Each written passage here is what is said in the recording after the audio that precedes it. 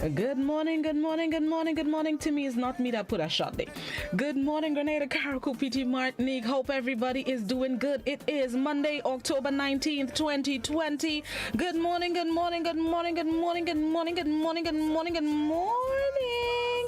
Hope everybody had a peaceful, restful weekend and you're ready to do this week all over again. Good morning to the folks joining us on the GBN Grenada Broadcasting Network's Facebook page, the Grenada Broadcasting Network's YouTube channel, the website www.gbn.gd, GBN TV channel 7, 11, and 20, and a special good morning to the listeners of Classic 105.5, 105.9, Hot 98.5, 98.7. Good morning to all the folks joining us across the Caribbean, whichever part of the region you are, from as far north as Jamaica, far east of Grenada as Barbados, far south as Guyana, or far southwest as the ABC Islands, whichever part of the region you are. Good morning to you. Those of you joining us internationally this morning, good morning, good morning, good morning, good morning, good morning. Good morning, good afternoon, good night. Hope you will have a good day, are having a good day, have had a good day. All right, let's do this one time, same time, no sticking. It is time for this morning's word of the day. This morning's word of the day is clement. Clement, C-L-E-M-E-N-T, clement. It is an adjective which means mild or merciful in disposition or character, lenient or compassionate. Clement. Clement comes from the Latin word which means merciful, lenient, or mild of weather or calm of water. Clemens has no reliable etymology. Its most common derivative is a noun which means clemency or leniency.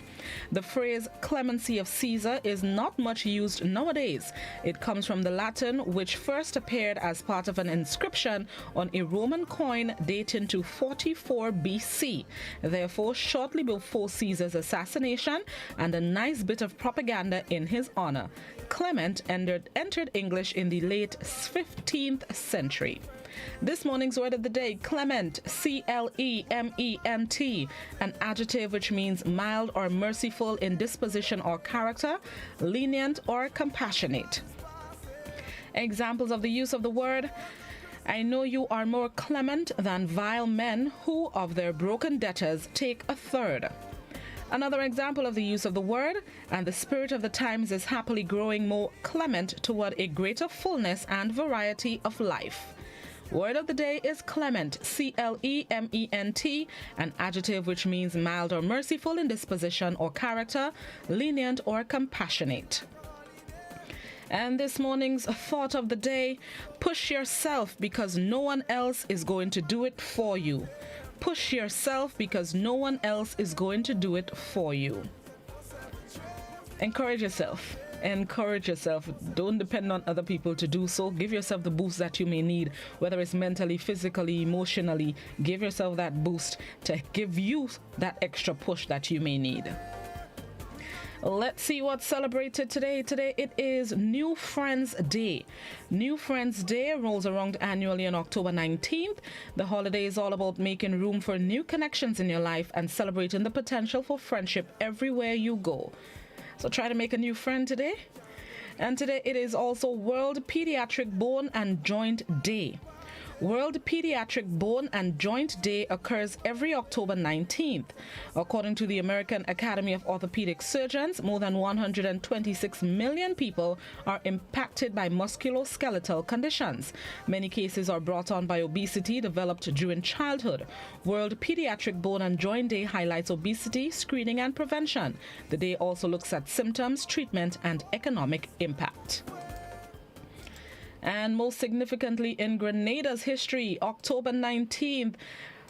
Can we call it that? Well, not can we, but that's what we call it. We call it October 19th. No other name that I know of to recognize what today is. Today, October 19th, it is 37 years later. 37 years later since, let's see if I can put it Let's see if I can sum it up. Grenadian soldiers stormed the fort, opened fire on demonstrators who had just freed then Prime Minister Maurice Bishop from house arrest.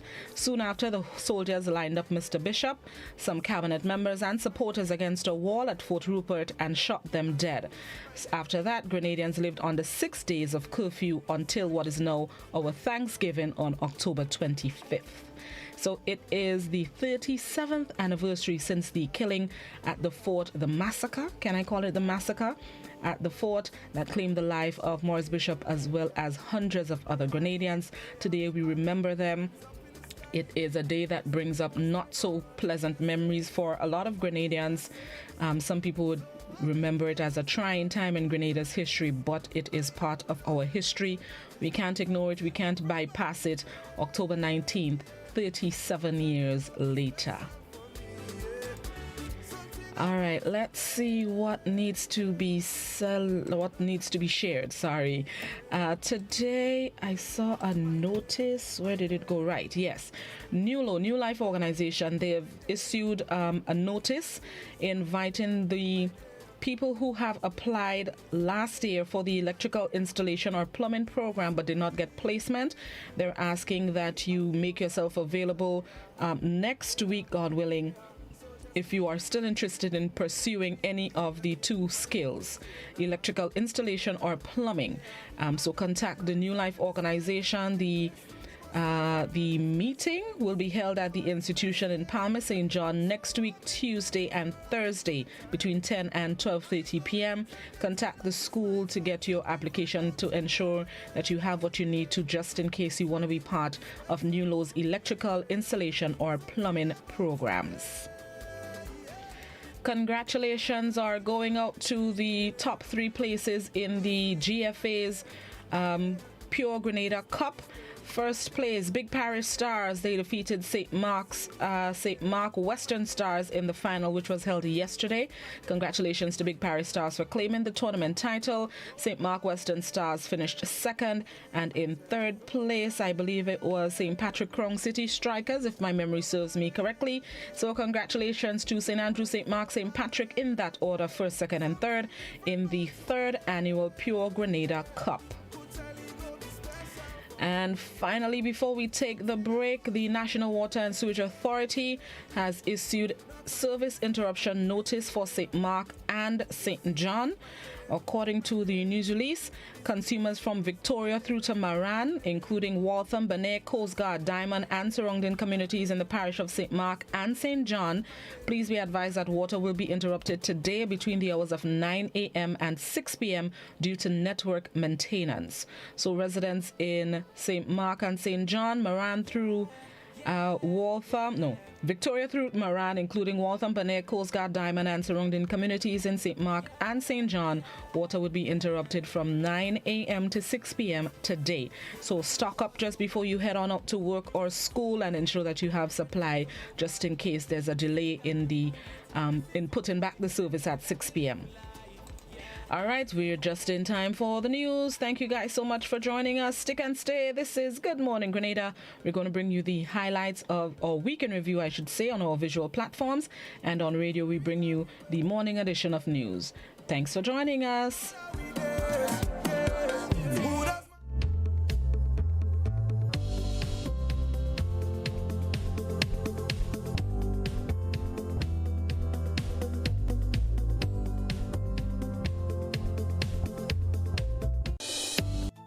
Good evening and welcome to the Weekend Review. On Monday, the Health Ministry went into protective mode.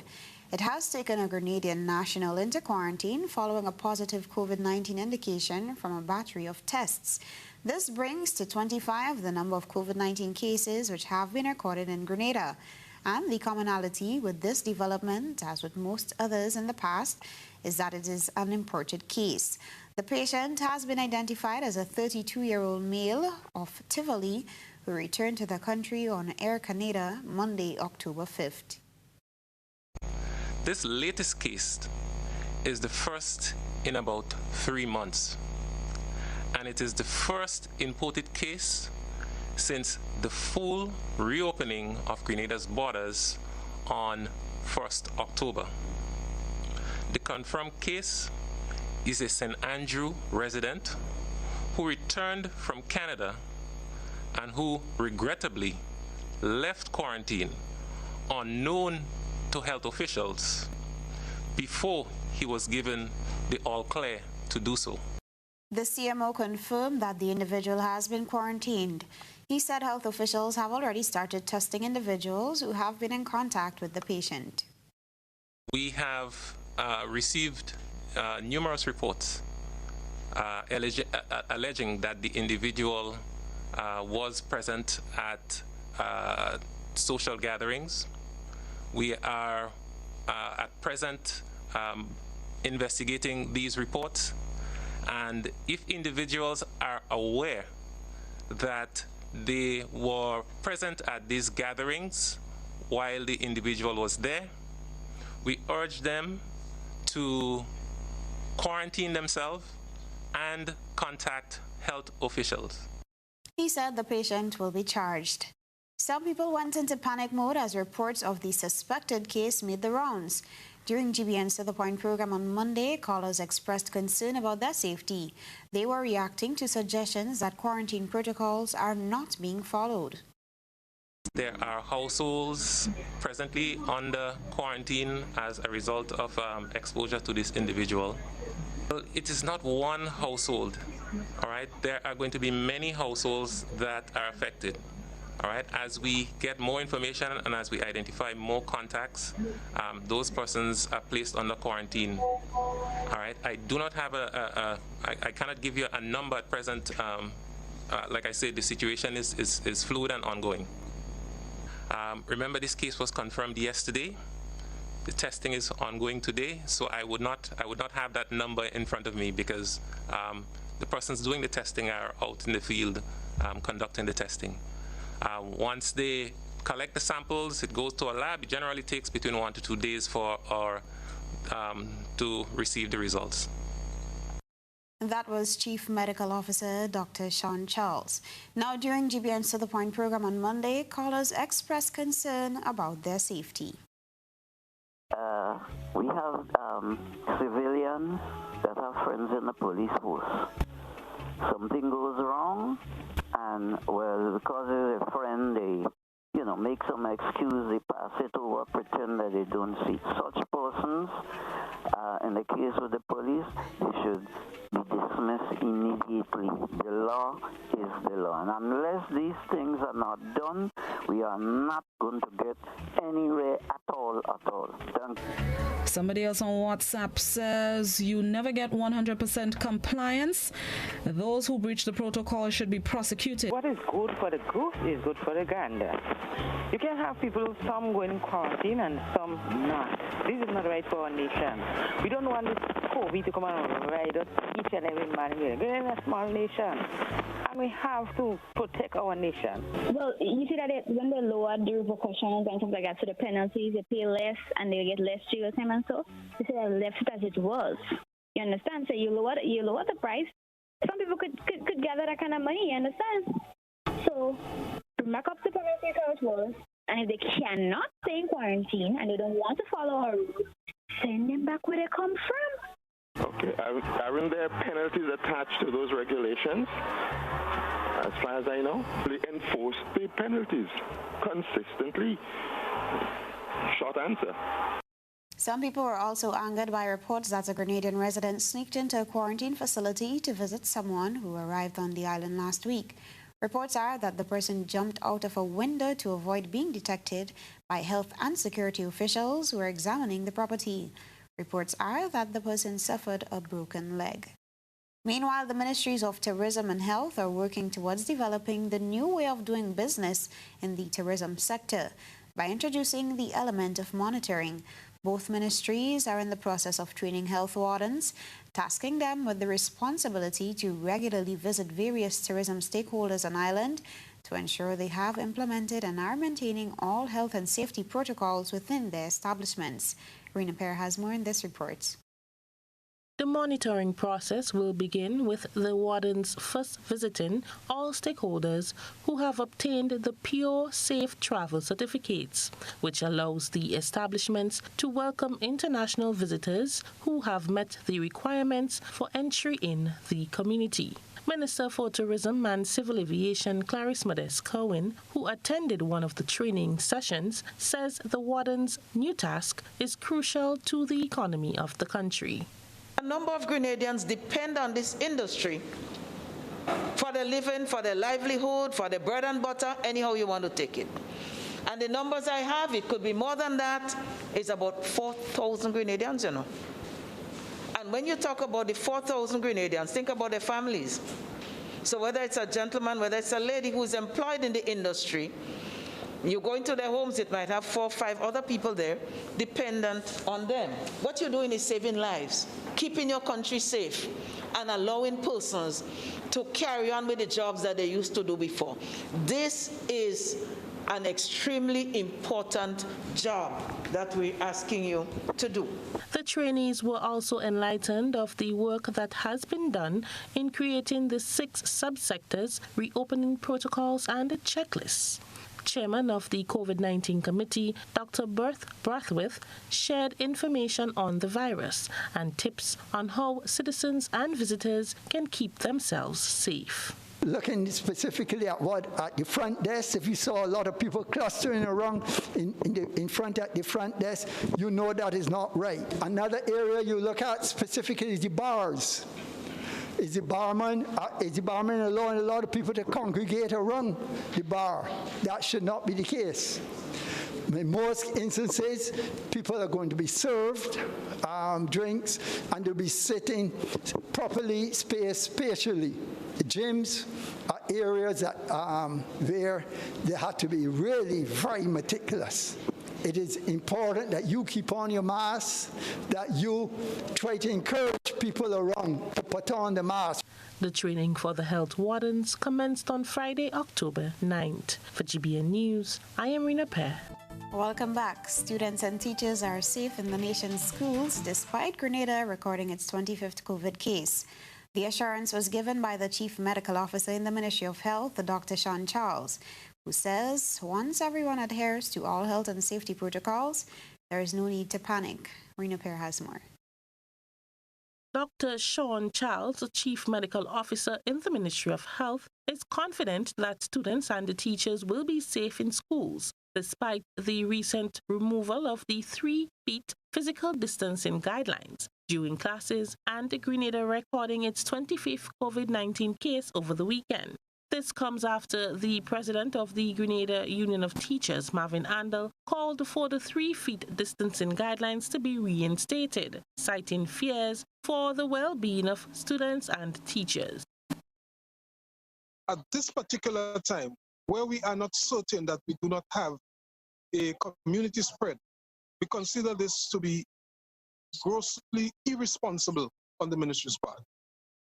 We want to remind our members that they have the right to remove themselves from situations that pose a threat to their safety and security. And the likelihood of community spread is great, and we have to believe that until we have evidence that suggests otherwise. We would like that all persons, all concerned with the safety of children, lend their voices to this cause, because we cannot have the safety of teachers and students compromised in this.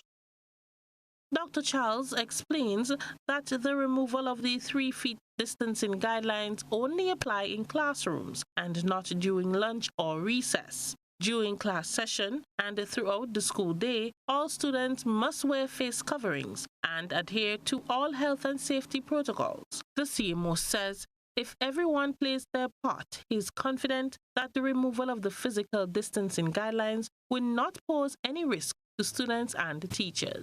The Ministry of Health is satisfied that it is given the best advice to ensure the health and safety of the entire school population.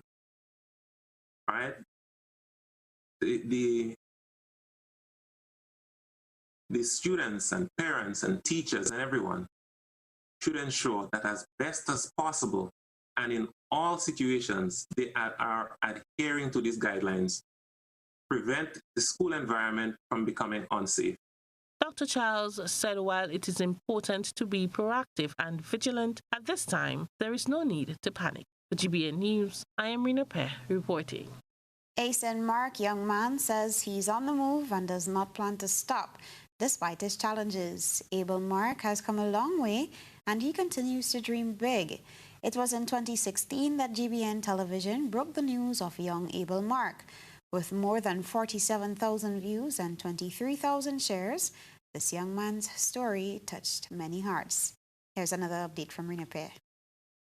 After GBN brought Abel's story to the public 4 years ago, he was able to travel to the United States, where he had a successful surgery on his waist and back. The now 16-year-old can move and sit upright and is making significant progress. Today, Abel Mark is in Form 4, attempting 10 CXC subjects. He has high hopes and aspirations pinned on graphics design. When I grew up, I want to be a graphic designer. I'm a big fan of cars and, well, I like computer and everything. I just like to see the designs on cars and, well, yeah, and all that.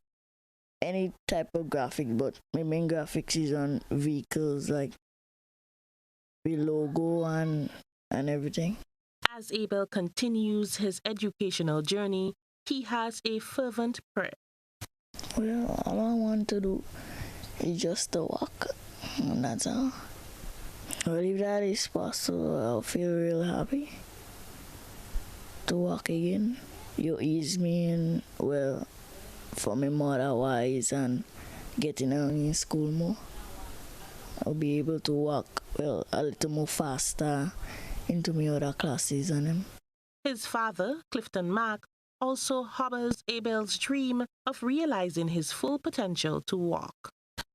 For him, that's his life, and I want to see him up and running. I would like to find out from anyone, any doctors, who have any information or who can see him and give me information about how he can walk, where the operation could be done, if it's possible, and give me something that we know definitely they're willing to do it, and the cost and something as that, and we're going to take it from there. Once I get the information from doctors or in any country, we're going to take it from there. If nothing can be done, I got to deal with it and keep on carrying it on my head, my back, any way I could to give me what I have to give him. Mark says the family is forever grateful to members of the public who have supported them throughout this journey, and they hope that Abel's accomplishments will serve as a motivation for others. For GBN News, I am Rena Pear reporting. There's a heart filled with gratitude tonight. It beats inside of Davina Lewis of Pearl St. Andrew. Her story of struggle and fear was aired by GBN 3 weeks ago and moved Grenadians at home and abroad into positive action. Here's another report from Rena Pear. You could feel the change of tone in Davina Lewis's voice as she reflects on how her life has been transformed during the last 3 weeks. When GBN first visited her in September, she was interviewed in front of her dilapidated house. So I want to thank everybody who came out and helped me. Thank you very much for so far helped me. The house, whoever helping me with the house, thank you very much. I appreciate that. She harbored a spirit of fear that the Child Protection Authority may remove her children because of her living conditions and unemployed status. Her fears are being converted into hope as people continue to show their love and support. Many sent cash and made donations of groceries, clothing, and other household supplies. Davina is now on her way to getting a new house. The Grenada Empowerment Movement, led by Earl Maitland, has been leading the construction. Here we want to invite the general public. We know that many persons they have expressed interest in coming forward to assist. So we are asking persons, come and join us here. on Saturday at 7 o'clock if you can provide refreshments or whatever it is, or if you would like to go get material, you could always get in contact with me. You can make the payment, as some persons have done. Make the payments at the material stores. Just call on me, ask me what we need. We'll tell you, make the payment, and we get someone to pick it up. Most easily would be a payment at Ramdani, which is in Grenville. You know, but we're going forward with the project. Davina has been very responsible with the way she has handled contributions and donations made by members of the public, some of whom are based overseas. Well, when them people send money to me, they tell me what to do with the money. They tell me to buy stuff for them children, you know, little slippers, food stuff. So I buy it for them children. Well, my intention is when if I want to go to school, and when those people finish build the house, I have to pay for light bill and thing. So that's what I really bang the money about. She's still in search of a job, and there are hopes that this would materialize soon. When we finished with Davina's house, we're going to try to get her a job. So she would be able to maintain the house, she will be able to maintain the children, and get that opportunity that she did not have. Construction continues this Saturday, and members of the public have been urged to lend a hand to help the mother of three realize the dream of moving into a comfortable place of abode. For GBN News, this is Odette Campbell reporting. Welcome back. With at least 7 deaths in recent times in various Caribbean islands, people here are being warned against letting down their guard in the campaign against dengue. While fogging continues, the Health Ministry is also stepping up its testing campaign. Health officials are now in a position to confirm local cases of dengue fever in a shorter period of time, as the General Hospital Laboratory can test locally for the mosquito-borne infection. Blossom Alexis-Welsh reports. Local health authorities are finding another use for the PCR testing machines used to confirm COVID-19 cases. Minister of Health Nicholas Steele says effective this week, the laboratory at the General Hospital can carry out local tests for dengue fever as the country battles an outbreak. We are able to, so I expect the first test to be done within the next day or two. We are able to test on island for dengue. Up to today, before that, we had to send these tests down to CARFA in Trinidad. We are now able to test with the same PCR. So it's a different set of primers, as it's referred to, for us to test for dengue as well. With the same machines that are being used to test for COVID, also test for dengue. The difference is the primers, and also the dengue, you use a blood sample instead of a saliva sample. As of earlier this month, the Ministry of Health recorded over 170 dengue cases, with 34 new cases within the past 6 weeks. Minister Steele says the ministry is continuing its mosquito fogging program, but reiterates that members of the public need to play their part in eradicating the breeding sites. And we all have to take measures and make adjustments with respect to what the threat is, and the threat is the mosquito. So we are breeding the mosquitoes in our own private properties. There is not only government sites that may be breeding mosquitoes, but our own private properties as well. We must take steps to stop that, and we must take steps to prevent ourselves from being bitten by the mosquitoes, using repellents or using a mosquito net or so when we are asleep. Those are the measures that we must take to fight dengue. Dengue fever has surfaced in several countries across the globe in recent months. There were 2 suspected dengue-related deaths in St. Lucia recently, while St. Vincent reported 4 such deaths in recent weeks. Blossom Alexis-Welsh, GBN News. Recently, citizens trying to access the blowhole in Fort Judy were met with security and a barricade at the entrance of the Fort Judy Road. As a means of providing clarity on the situation surrounding the denied access to the area, Vice President of the Fort Judy Residents Association, Christopher Diali, appeared on GBN's Beyond the Headlines last Monday.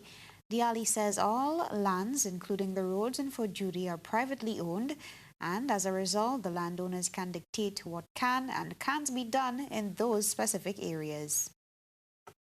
In Fort Judy, as you may know, all the lands in Fort Judy are privately owned, including the roads. The roads are also private.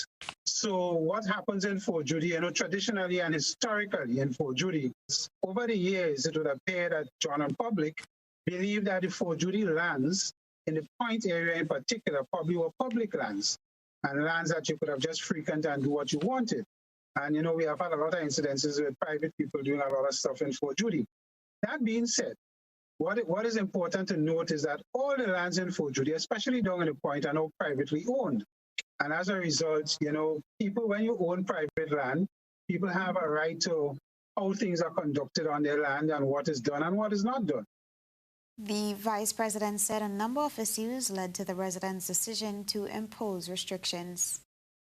Recent months, because of a particular attraction site in Fort Judy, we have seen a development of, as I said earlier on, disrespect or lack of respect for private ownership and what happens in those areas. So you will have a lot of space and in the Point where people would park indiscriminately, would litter profusely in the area, would hurt, would send very insulting language, and most of all on our weekends would play very loud music and disturb the peace and quiet, especially on our weekends when people like to relax. This situation I've even gotten bad to the point where people would block the private entrances of residents and could not access their property, sometimes for quite extended periods. Diali asked the locals to respect the rights and properties of the residents. Introducing security at the gate is something that we always do in Fort Judy. We normally would introduce security at various times in the year when we think that it's important to do that. So this is not the first time we have introduced security. It's just in this time we restricted access down to the Point so that people got upset because they came with preconceived notions about going down there and having a good time.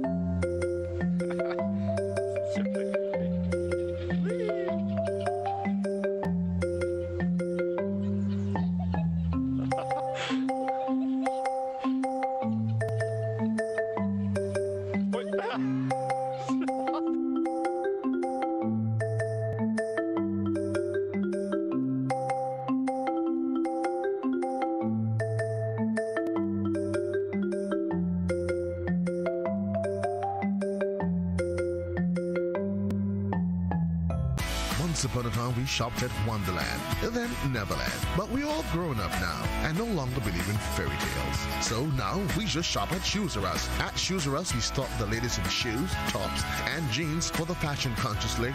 We also carry colognes and much, much more. And for the modern trendy male, we have the latest brand-name shoes and sneakers, Converse, Reebok, Nike, K-Swiss, Puma, and much more. So check us out at our two convenient locations, Melville Street in St. George and Ben Jones Street in Granville. At Shoes R Us, we say, come shop with us. Whenever we're faced with difficulties, we find comfort in those we know and trust. This is especially true when a loved one has died. Welcome to Otway Bailey Funeral Home. For over 100 years, Otway Bailey Funeral Home has helped families celebrate the lives of their loved ones with compassion and dignity. Our affordability, attention to detail, warm and caring staff has contributed us being the funeral home of choice for official and state funerals. We treat you as we would treat our own family. All of our services are designed to help you get through one of the most personal and challenging stages of life, whether it's planning a funeral, joining our burial society, or pre-arrangements. You can be assured of the Otway Bailey commitment to consistently provide the most caring and professional service possible with the best options and price. So call us 440-2558 or visit our website, otwaybaileyfuneralhome.org. At Otway Bailey, we offer the perfect tribute any family can afford. Are you looking for quality herbs and herbal supplements? Or are you thinking about having a complete body cleanse to jumpstart your health? Then no need to look further. Visit Nirvana Natural Health Clinic, Detox Center, and Natural Health Store. We carry a wide range of herbal products for kidney and gallstone cleansing, male sexual enhancement formulas, asthma and sinusitis, gas and bloating, acid reflux, constipation, arthritis, imbalanced hormones, female health issues, liver cleansing, weight loss, and so much more. Also available, colonic irrigation, holistic health consultations, essential oils, and diffusers. Look out for our online natural health store coming soon. Call 231-6642 for 18-7115 or 449-7753 to find out about our delivery options or to book an appointment. Visit us at Belmont St. George's, close to the Fallage, Monday to Saturday, 9 a.m. to 6 p.m. Nirvana Natural Health Clinic. Detox your way to health. At Dutch Lady, we give you delicious and nutritious milk. We make sure our milk is filled with essential nutrients, calcium, vitamins, and protein.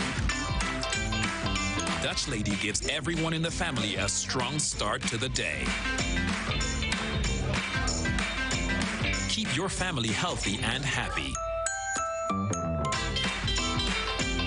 Dutch Lady, building strong families since 1871. Distributed by Hubbard's Agencies, Kirani James Boulevard, St. George's.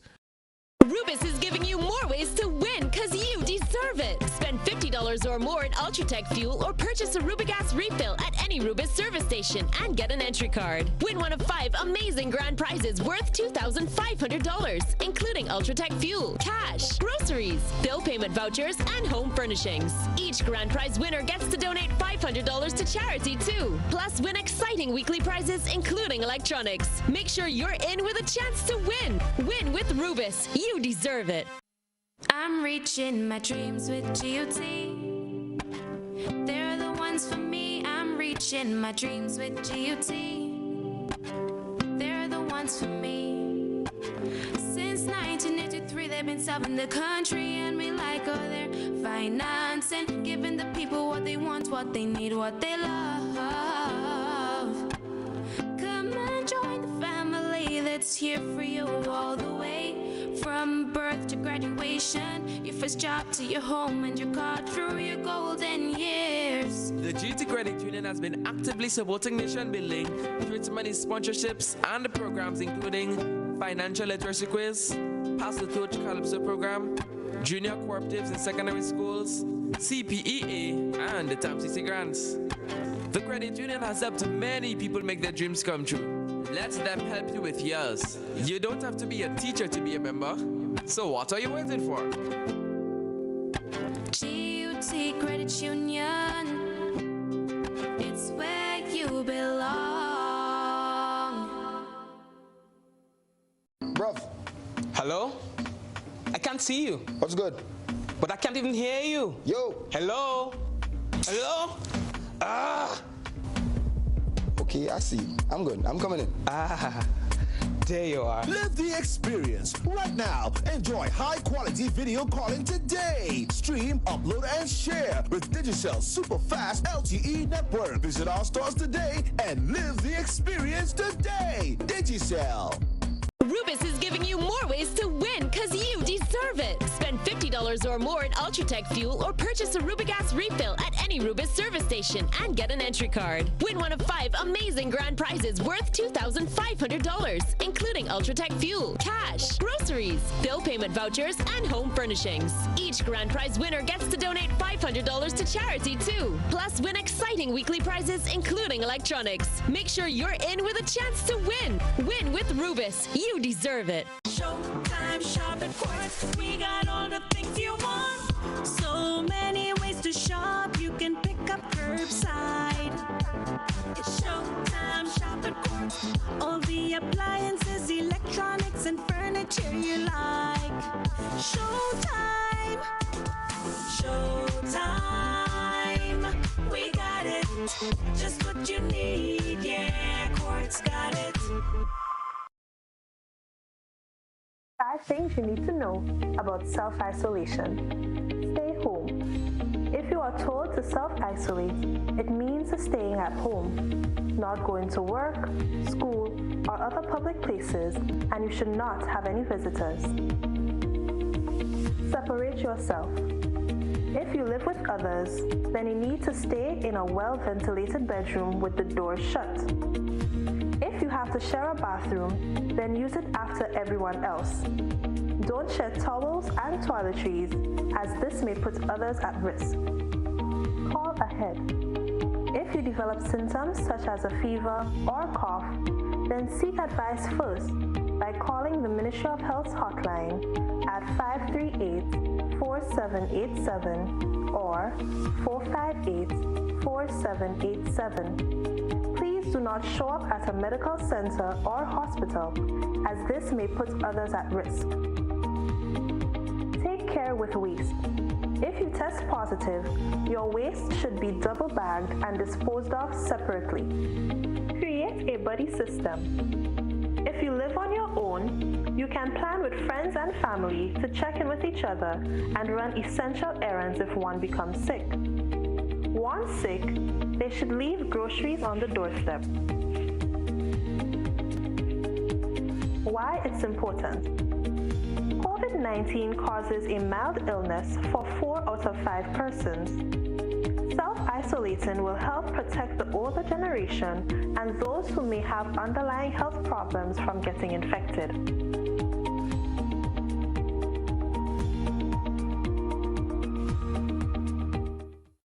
Breaking barriers. Going beyond the ordinary. Examining the stories beyond what meets the eyes. GBN gets to the meat of the matter. Join us on GBN Television, Classic Radio, gbn.gd, or on Facebook via your smartphones and other devices. We take you beyond the headlines every Monday night at 8:30 p.m. We are GBN, rated number 1.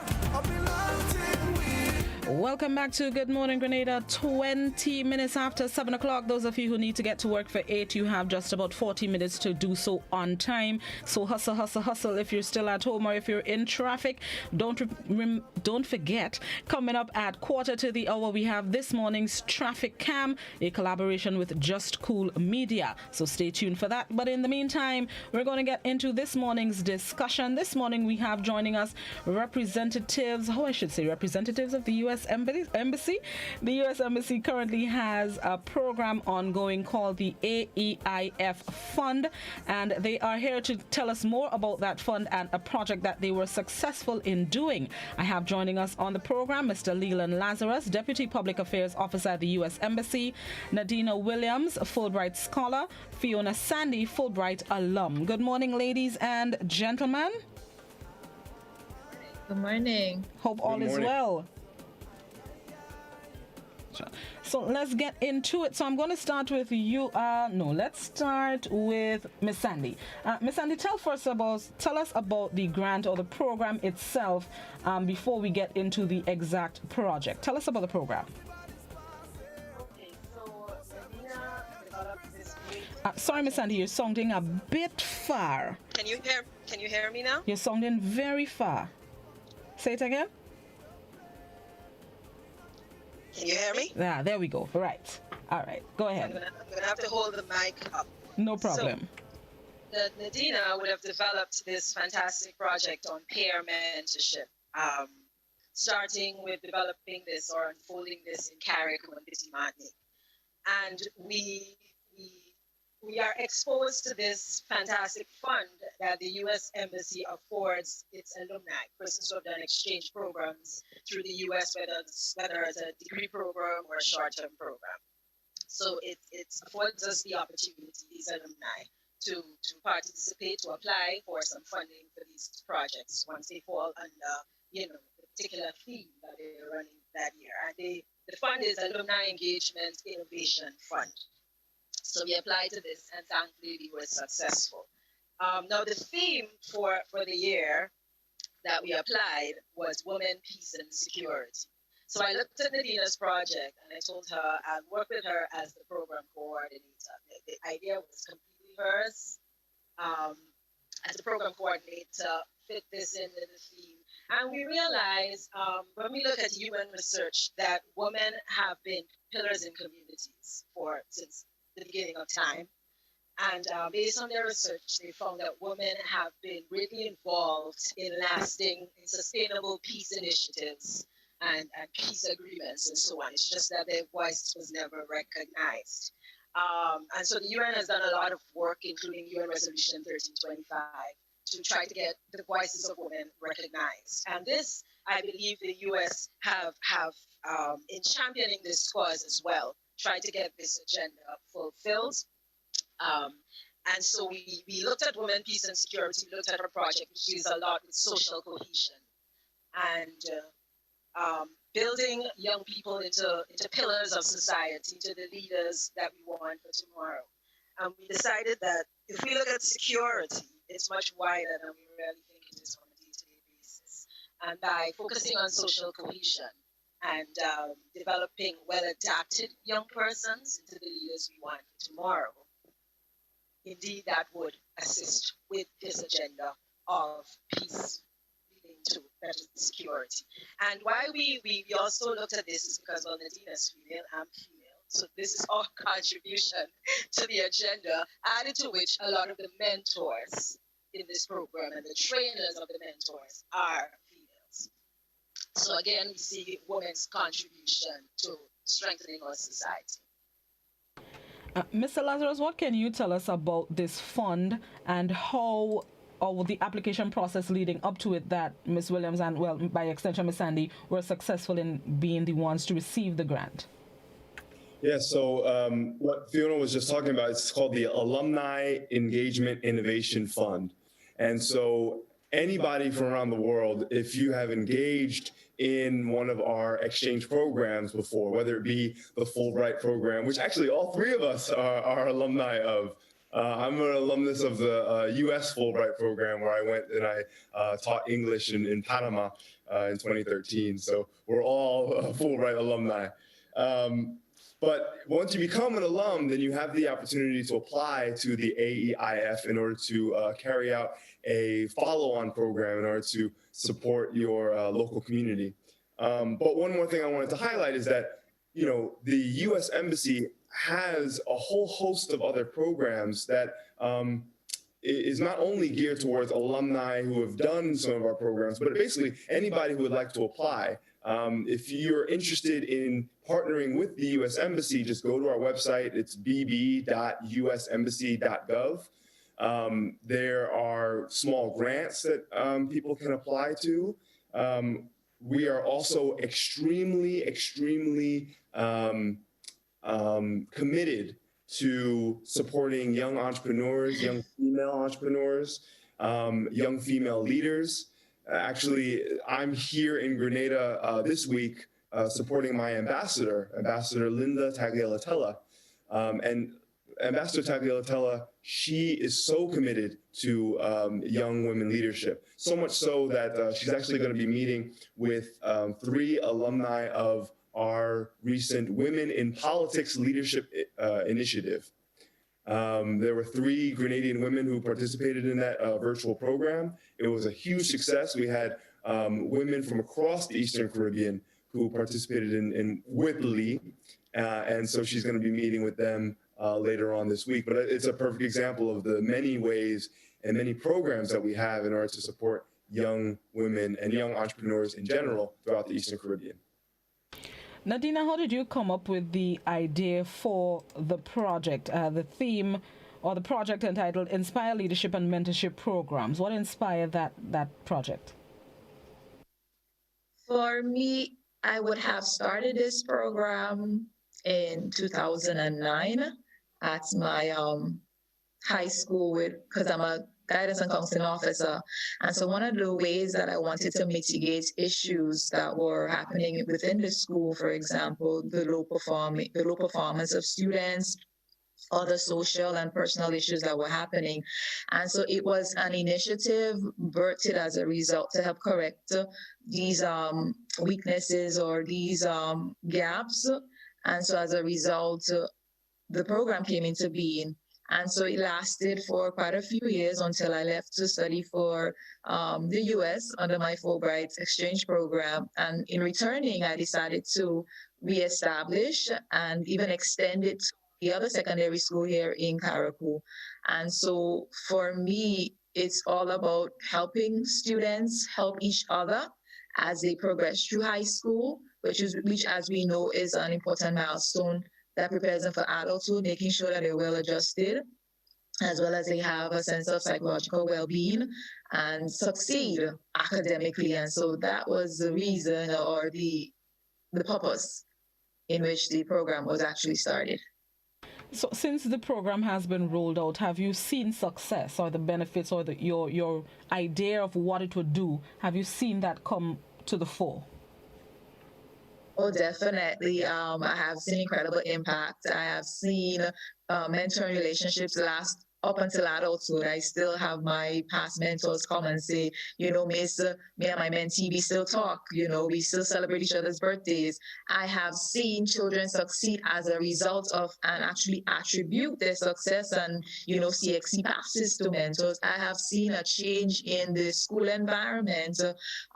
You know, we were able to have mentors assist teachers if they were out to conduct classes. I've had a lot of issues being dealt with from peer-to-peer levels in terms of psychological issues I've had. You know, it's almost like as if they're like peer counselors. And so we have seen the academic benefits, we have reaped those benefits, and we've also seen the personal and social and psychological and even emotional benefits of having a big brother or big sister, if I may say, around on campus. You were hoping to impact the lives of over 400 students through this project. Are you close to that? Have you surpassed that goal? Where are you with that target? All right. So if we were to start from where we would have left off. So last year was the first year we actually started training new mentors. And so at this point with COVID happening and a lot of restrictions, a lot of changes, we are slowly but surely phasing in the different parts of the program. So the mentors, they go through training and they're paired with mentees and so forth. So at this point, we do have the mentors rolling out into the school, but we have not seen that impact as yet, even though I must say sometime last year, I had a student that ran into some issues. And one of the things I asked him, I said, who is a person that you can go to talk when you're having a difficult time? And to my surprise, he said, his mentor. And so it means that we're seeing those little droplets or ripple effect already, but I can't say that it's in full effect. So hopefully during this duration, because the funding program runs throughout this school year. So hopefully we have everything go into play as planned, despite COVID and the restrictions, and then we're able to see that impact and have that sustenance and that continuum. How can someone become a mentor or someone who wants to become a mentee? All right, so to become a mentor, you must have good academic standing. And so we're looking at 80% or above average. We're looking at they must be well disciplined as well as come with a high recommendation from their teachers or community leaders. Additionally, they must be willing to help and to be a mentor. So that's the criteria for becoming a mentor. Then for the mentee, all we're looking for is if you're having any struggles, any difficulties, if you just need a friend. So it just takes knowing that, hey, I need a help, I need a buddy, that qualifies them, definitely. And of course, referrals from teachers or parents also works fine for becoming a mentee. Is there an age cap for being a mentor or a mentee? Yes, Form 1 students are not mentors, they're actually mentees. And so as when they enter into high school, they are paired with a mentor so that they could transition, have a smoother transition into the school system. And but the mentors are from Form 2 up until Form 5. And so they would remain mentors as long as they're in school. And so we also have mentees that will come from the various Form 2, 3, 4, and 5 that are, what should I say, having struggles or issues. And so basically mentees are 1 to 5 and mentors are 2 to 5. Is the program in all schools? At this point, it's in all clerical schools, secondary schools, that is. Yes, so we're really hoping. For me, I'm a firm believer of sharing. I'm a firm believer of let's do what works. And so I do foresee if other schools would like to be a part of the program, definitely this could be an umbrella to do such. And so for me, that's the vision. Let's see if we could have mentorship here, mentorship programs in all of our secondary schools, most especially. And so at this point, it's in both secondary schools. All right. Ms. Sandy, how important is a fund like this, specifically with the projects that we're able to have that can help various sectors, a number of people doing a number of things? How important is it for us as a Grenadian society? Well, I think we always say, one government can't do everything. One individual, one hand can't clap. One NGO can't do everything. And the important thing with this fund is that you have to work with other alumni. You have to engage other alumni to bring this forward. And so you would get several different persons working together, different expertise, which would actually fine-tune a project like that. And then on the other hand, you have this fund, $25,000 that is available to help develop your country, your community, and you may not be able to get that $25,000 anywhere else. And if you have good program coordination skills, wink, wink, then you can always find a way in a project that is very community oriented, that is looking at development, that is looking at sustainability. You will always find a way to fit this project under one of these themes. So I think it's very important. They're usually very wide because, like I said, with UN, with women, peace and security, security is more involved. You look at security in a more involved way than just, police, defense, and that sort of thing. You will find a way to actually include a lot of things under. So I think it's very important because it's so wide. I think it's very important because it encourages engagement, it encourages understanding, and this fund, in addition to Nadina's project, I found is a way of helping persons deal with conflict, talking things out, collaborating, consulting. So I think it's excellent program. And Mr. Lazarus, what are the upcoming or any upcoming programs that can help Grenadian society, maybe somebody with a like-minded project or something maybe completely different that the U.S. Embassy is hoping Grenadians would come forward with and the embassy can lend support to? Yeah, I just want to continue to elaborate. Fiona, one hand can't clap. I love that soundbite, and it's so true. We are actively looking for local organizations within Grenada and elsewhere throughout the Eastern Caribbean who want to partner with us on a host of projects to support young entrepreneurship and young female leadership. So you talk about some programs that we have in store.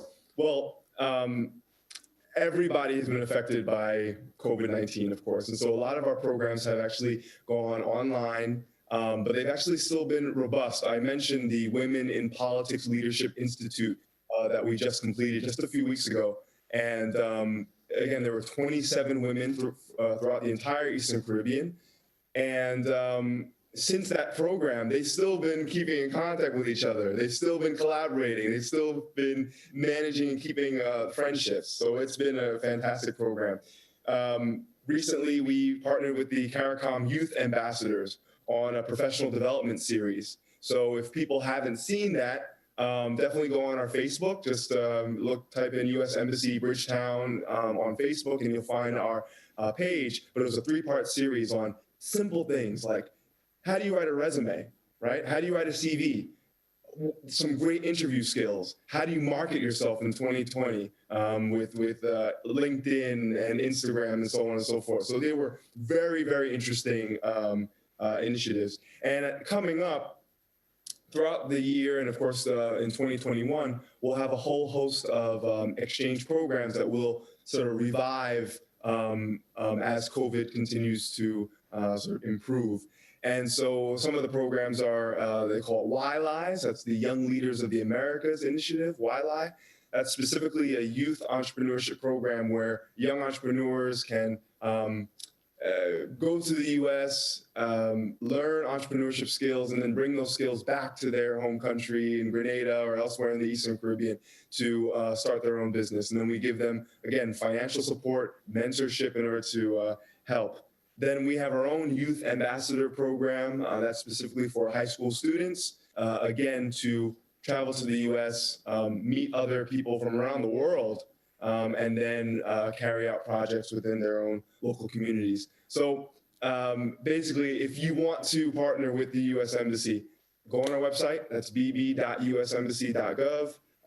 Follow us on Facebook, follow us on Instagram. We also have a WhatsApp number that is 246-230-5097. That is 246-230-5097. Reach out to us and we will eagerly reach out to you guys. Thank you very much. Any final thoughts? 30 seconds? Blaster, may I say something? Sure. There are some other members of our team. Well, there are 2 things I need to say. We actually have an alumni association, of which I'm a board member. But I also want to shout out to other members of our team who are also part of bringing this project to fruition, to the stage that it's at. Because when we designed this project, it wasn't with COVID in mind. And so with COVID, we had to do a lot of alterations to make it more virtual, to make it blended.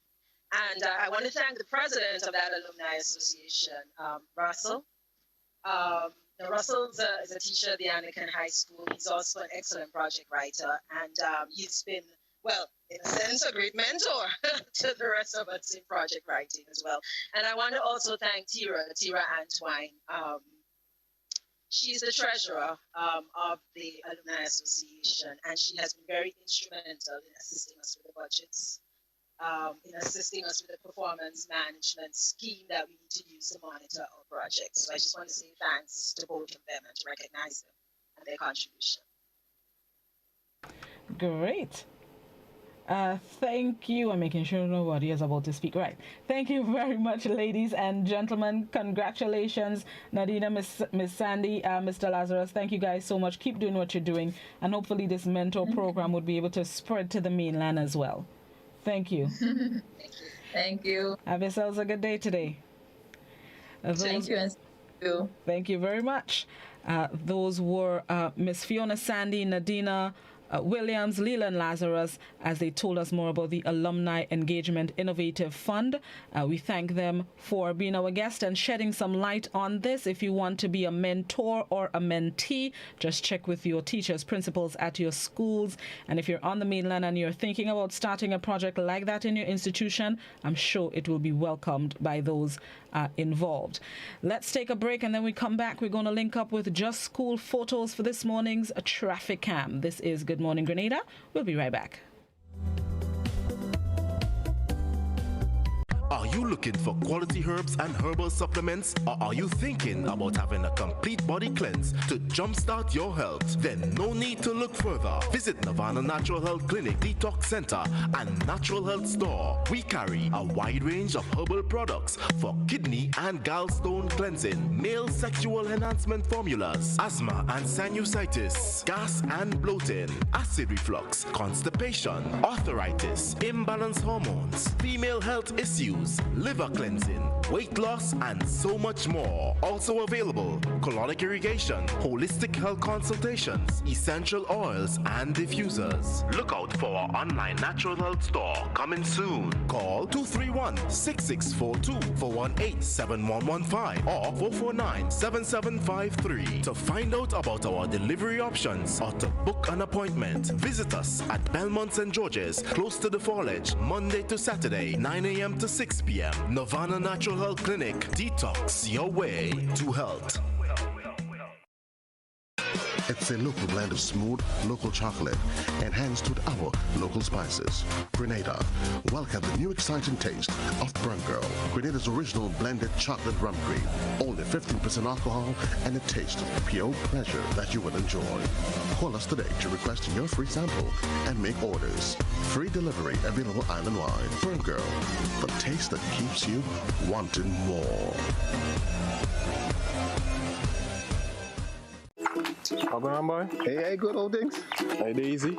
Yeah. Boy, in line, boy. Your house looking a real good day. Boy, it's thanks to the hard-working and professional staff at the Housing Authority of Grenada. They handled me real nice. They did my plan, they did the construction, and I didn't even have to worry about a thing. They were there with me every step of it, supervising the job, asking me about my concerns, giving me feedback as the house took shape. They were there from start to finish, and even put the keys in the palm of my hand. I give them an A++ for customer service. Oh, it's people from housing bad, boy. Boy, not bad. Excellent. If you're thinking about constructing your home, why not consult the Housing Authority of Grenada? You could visit them right down in the Sandino complex, or give them a call, 440-1015 or 440-1016. Or check out their website, hag473.com. They go handle you. They go jog your blocks, they go draw your plan, they go tote your materials. Hey man, where you going? The Housing Authority of Grenada is your choice for affordable housing and a stress-free construction experience.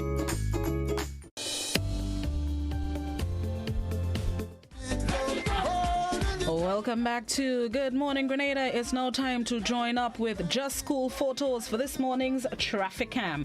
Currently, we are outside the National Stadium, so let's go over and hear what's happening. Blocking the traffic, causing the traffic.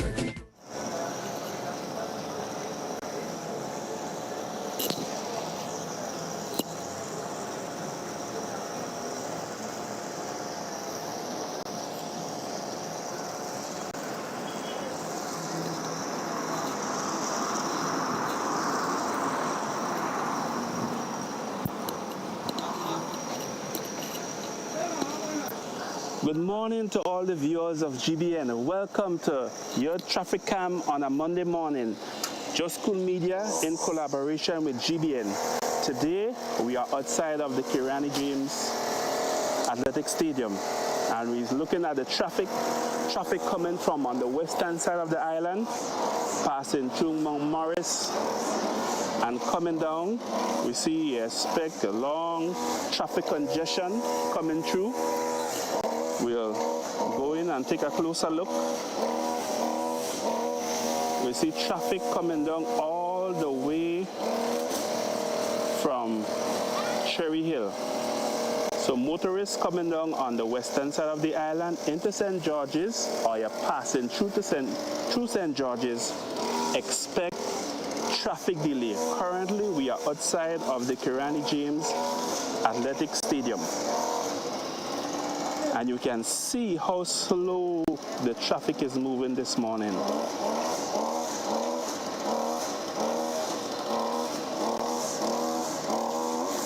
And also we're going to have a look at the intersection, Lockwood Brothers,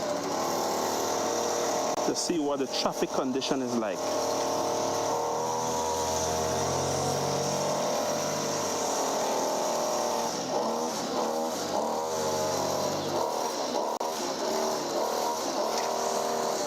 Currently the congestion is mainly coming from the western side, coming through Cherry Hill, passing in front of the Grenada James Athletic Stadium. And then we have some congestion building up coming through River Road. So motorists coming through River Road, please expect delay in traffic, because a few minutes ago there was not much traffic coming through River Road, but now there is a build-up. So congestion into the town of St. George. Also, major congestion going up Cemetery Hill. So for you motorists going up Cemetery Hill and coming down, there is major congestion. So please take your time. Make sure that your brakes is working. Those of you driving manual vehicles, going up the hill, there'll be a lot of work on your clutch. So expect traffic delay and a test in your driving skills this morning going up Cemetery Hill. So now we'll go across into the town of St. George. Let's see what traffic is like in the town of St. George itself. And now we have a view of the St. George's Fish Market.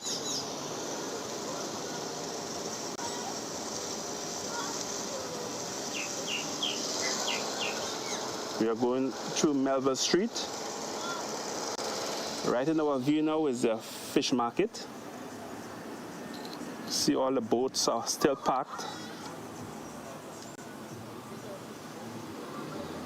And also there is congestion, more so going into St. George's on Melville Street. We are right over the bus terminal.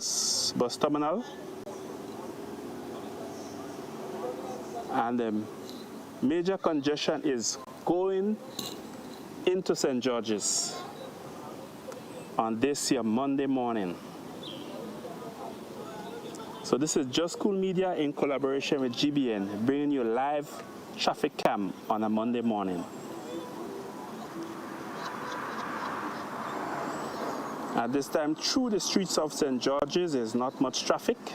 Within the town itself, the congestion is more coming into the town of St. George from on the western side and through River Road. But if you're looking at the St. George's Market, you see there's not much activity at the moment because it's an early Monday morning.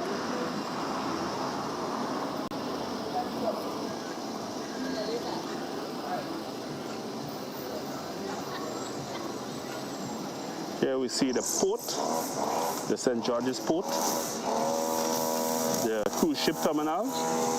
Empty at the moment as expected. No cruise ship coming in because of the coronavirus.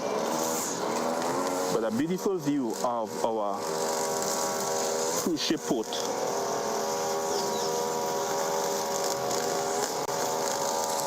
In the distance, you can see Fort George. And for those of you remember October 19th, 1983, what happened up on Fort George when Maurice Bishop was assassinated along with some of his colleagues and followers many years ago. So of our history today was a sad day in the history of Grenada. So this is your traffic cam giving you some update also on this day.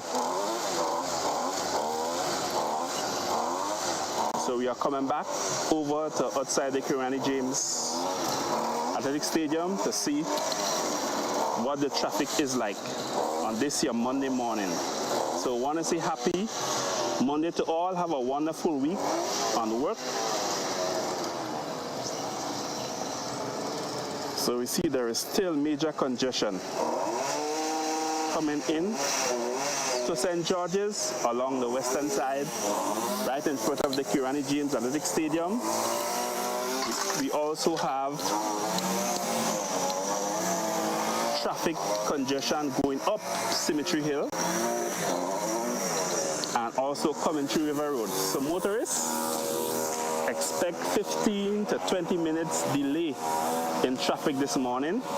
Have to be cautious. And also, if you want to avoid the traffic congestion, try to leave home a bit earlier. So you can check how long it takes you to get to St. George's around this time and try to leave a little bit earlier so you have enough time to reach to work on time. You see, look at the congestion here. And this congestion also caused because of the road work on Maras Hill. So there is traffic delay. So no traffic allowed to go up Maras Hill. So we have a lot of congestion. Most vehicles have to go up Cemetery Hill instead of going through River Road and up Maras Hill.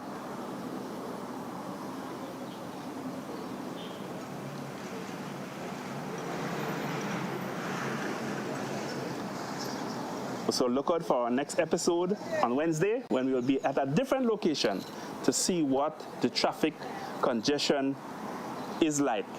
So we thank you for viewing. This is your 10-minute traffic update. Just Cool Media in collaboration with GBN. And today we are outside the Grenada James Athletic Stadium and we see there is a major congestion coming through Cherry Hill, going to Melville Street, even River Road, and going up Cemetery Hill. A lot of congestion. So expect traffic delay this Monday morning. So you all have a wonderful week.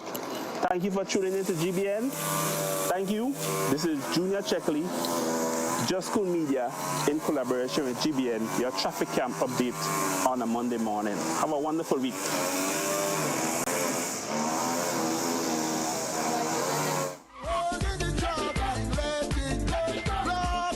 Thank you very much, Junior Checkley. That's this morning's traffic cam, a shot of St. George's. For those of you who are on your way to work and are stuck in traffic, you may want to try Cemetery Hill. The traffic seems to be flowing a little bit smoother and faster going up Cemetery Hill if you want to avoid the St. George's area completely.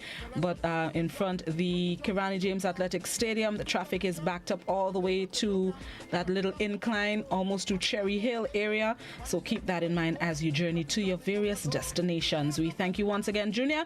Just Cool Photos, soon to be Just Cool Media. Traffic cam every Monday and Wednesday right here, classic hot GBN at 7:45 a.m., ensuring that you know where to go, where to avoid, and what to expect on your journeys to and from your destinations.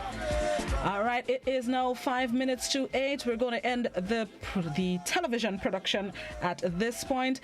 Remember, it is a significant day in Grenada's history, October 19th, 1983, 37 years since the massacre at the fort that claimed the life of Prime Minister Maurice Bishop, members of his cabinet, and innocent Grenadians. We remember them today, those who have lost their lives, those who were injured, and the people who continue to be affected by what took place there.